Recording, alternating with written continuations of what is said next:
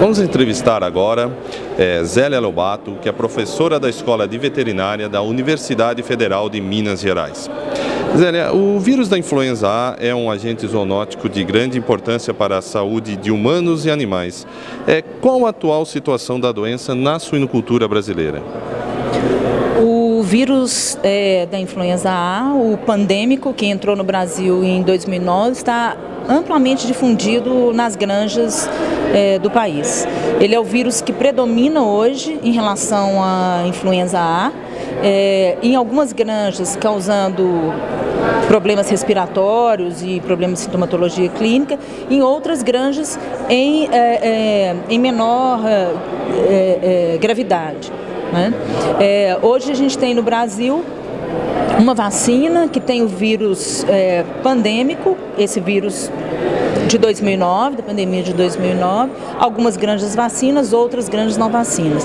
Mas além desse vírus do pandêmico H1N1, a gente tem outros subtipos de influenza A que podem infectar os suínos também, como o H1N2 e o H3N2. A pandemia de influenza que infectou humanos em 2009, foi motivo de grande preocupação, chamou a atenção das pessoas para a produção comercial de suínos. De lá para cá, os casos em humanos praticamente desapareceram, e o assunto perdeu um pouco da sua importância no noticiário. O que aconteceu de 2009 para cá? Aconteceu que o vírus foi amplamente difundido, então as pessoas entraram em contato com esse vírus e criaram imunidade. Ele foi aos poucos sendo difundido. Na suinocultura aconteceu exatamente a mesma coisa. Em 2009 nós tivemos inúmeros surtos, porque o rebanho brasileiro era totalmente soronegativo, era totalmente desprotegido contra esse vírus. Nós tivemos inúmeros surtos.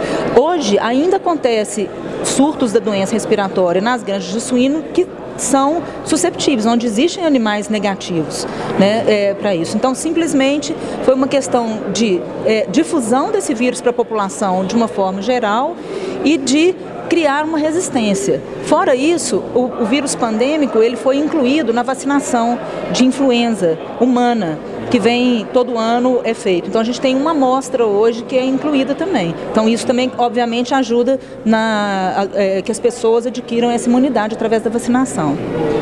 Esses outros subtipos que a senhora citou preocupam também a suinocultura?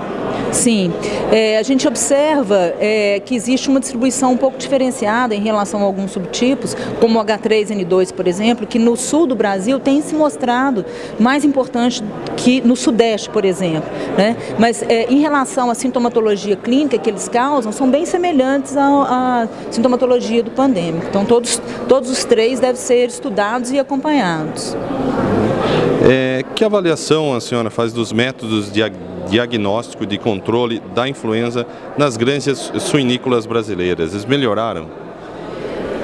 Olha, a gente tem alguns laboratórios privados que se capacitaram para fazer esse tipo de trabalho, então eles melhoraram.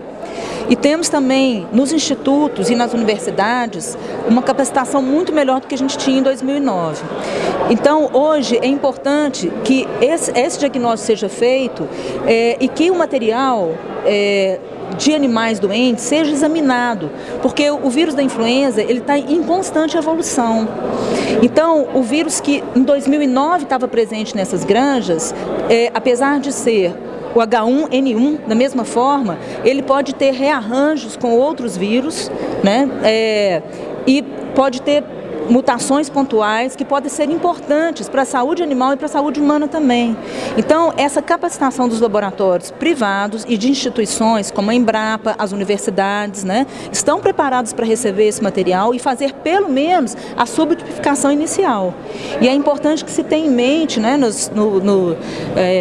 nos projetos do Brasil para a influenza, que esses vírus eles têm que estar sob constante vigilância de estudos moleculares para ver quais são as amostras que estão circulando no Brasil.